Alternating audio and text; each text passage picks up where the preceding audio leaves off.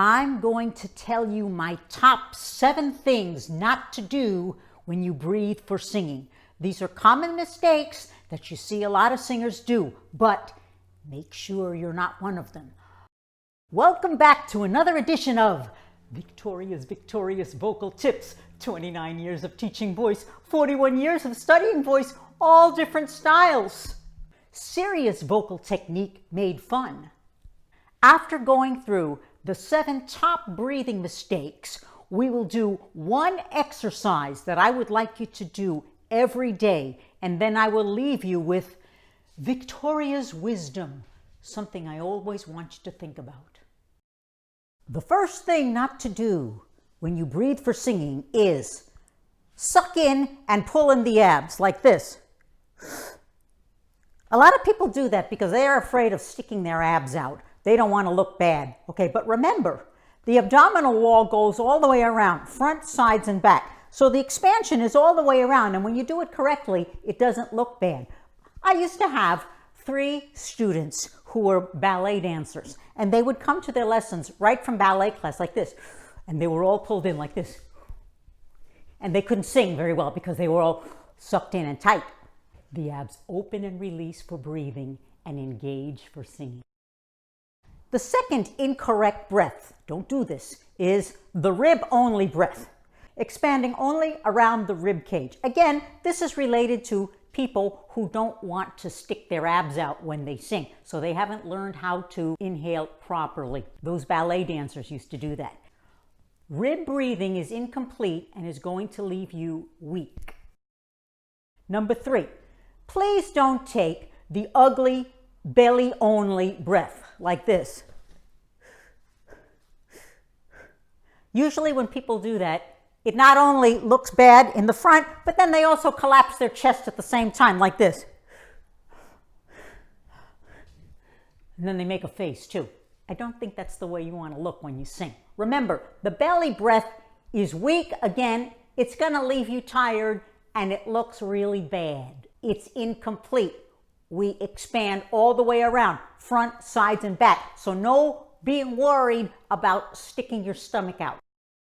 We're going through all of these tips quickly. So if you want more details, make sure that you watch my videos on inhalation and breath support. 4th thing not to do is take a high, shallow breath like this.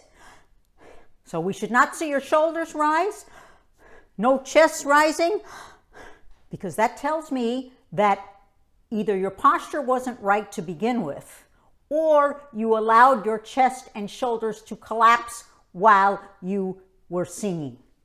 Once in a while, there will be dramatic exceptions, such as, "My man's gone now, oh."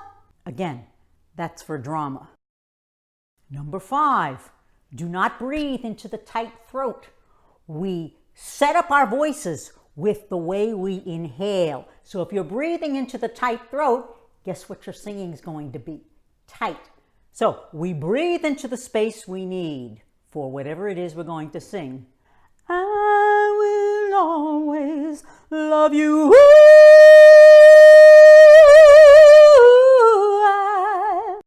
Number 6, the loud breath.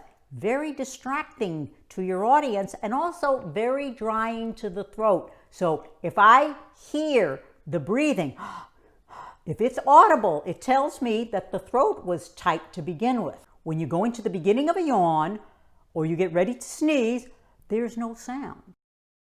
Number 7, the last thing not to do in your breathing is overbreathe. Many singers tank up.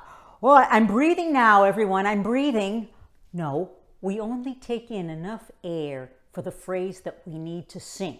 So, if you tank up like this, I say this a lot. Okay, that's drying to the throat. It's tiring to the body. It looks unnatural. It looks bad. And it's going to make you weak and you'll blow out your air even more quickly. Make sure you watch my videos on breath support so you know what to do after you take the breath. Okay, change of scenery. Here is your exercise I want you to do every day. Let's say you go out, the sun is out, the birds are singing, and the air smells nice and fresh. And you take your refreshing breath for singing like this. I open and I allow the air to drop down into the body. You can even do this hand motion like this. I open and the air drops down into the body. It is now time for Victoria's Wisdom. Breathing for singing is refreshing. It is invigorating and prepares you for what you're going to sing. I hope you have enjoyed another edition of Victoria's Vocal Tips. Don't forget to subscribe. I love reading your comments. Enjoy your singing, and I'll see you again very soon.